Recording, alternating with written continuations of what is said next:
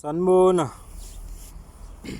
Usonhlala kahle futhi umkhonza noma MfokaMkhonza. Ngiyacela ukuthi nisubscribe, ni like and comment.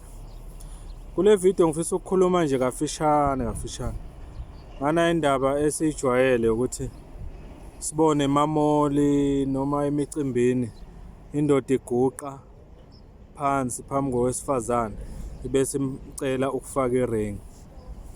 Ngifuna ukukhuluma ngaloko kafishane ukuthi wensizwa zakithi usukaphi lo mkhuba lo wokwenza kanjalo. Angikugxeki kodwa nje bengifisa ukwazi ukuthi usukaphi ngizokwazi nami because ubonakala usujwayelekile kakhulu. Kodwa ke ngikhathazekile ngawo kancane nje ukuthi ngoba ngiyezwa kuthiwa kusuke kufakwa i-engagement ring, uthembisa lo wesifazane uzomthatha umenze unkosikazi. Uma uneqiniso lokuthi vele ufuna ukwenza lokho, kungani ungathi mawuguqa uphethe le ring ubuphethe nemvilophi? Yayibona, uqala unike lo wesifazane imvilophi uthi akayibheke, ubhale nje kafishane ukuthi ubhale nje incwadi encane ethi ngicela ukuthi uye ekhaya kini utshela abazali bakho ukuthi ngifuna ukuthumela abakhongi sizolobola. Angithi vele nisuke senithandana nalowo muntu, sombonile ukuthi uyena ongaba unkosikazi wakho. Bhala phela inothi uyifake envelophini umcela ayifunde. Angicabangi ukuthi kunowesifazane ozothi mayefunda inothi ethi ngicela uyobikela uyihlo noma ubaba nomama ukuthi ngifisa ukuzolobola. Angicabangi ukuthi angenqaba ukuthi bese uyathatha iring noma avuma ukukunika umunwe ufake leyo ring.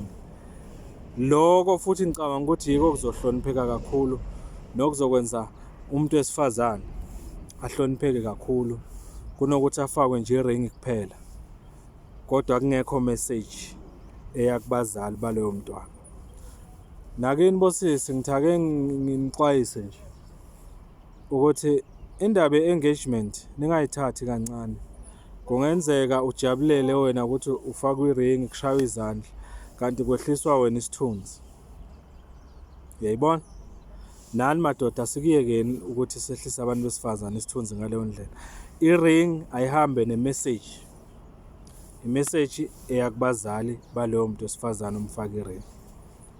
I-message yokuthi uzolobola, ucela i-date njalo njalo. Ngoba manje uma ubheka iningi labesifazane mawuthi uyahamba estradini bafaka ama-ring noma mawuthi uyashela noma uyabuza nje kuma-interviews uthi u-engaged ufakwe nje iring kuphela akukho kunye. Ngicabanga ukuthi kungaba nokuhlakanipha ukuthi ihambisane nencwadi yelobolo noma yokucela ukuyolobola.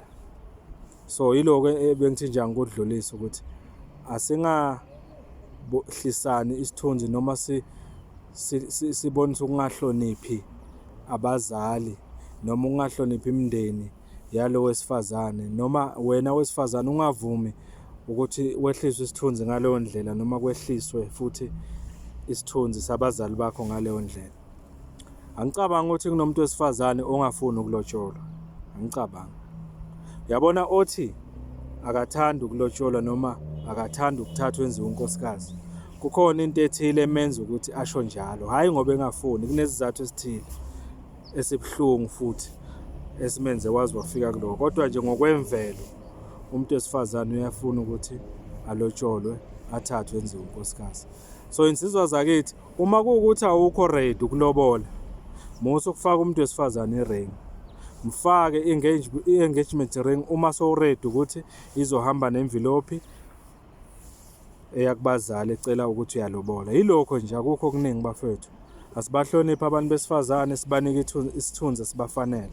Siyeke ukubafaka ama-ring, uxhaxha lawo ma-ring. Uthole ukuthi indoda iney'ntombi eziwu-4, 5 zonke ifaka ama-ring e-engagement. Ngoba wena wesifazane angeke akutshele lo muntu futhi mangabe kukhona omunye umfaka iring. Yingakho niyithola senifaka ama-ring niyinqwabe endodeni ngoba iyabona ukuthi niyakufuna vele lokhu yini desperate angazi, kodwa nje sikuqaphele yiloko ebengifuna ukukudlulisa. Sihlonipheni abesifazane emadoda, sibafake iringi, ihambe ne-envelope enencwajana yakubazali bokuthi sicela ukuzolobola. Ngiyabonga kakhulu. Danko.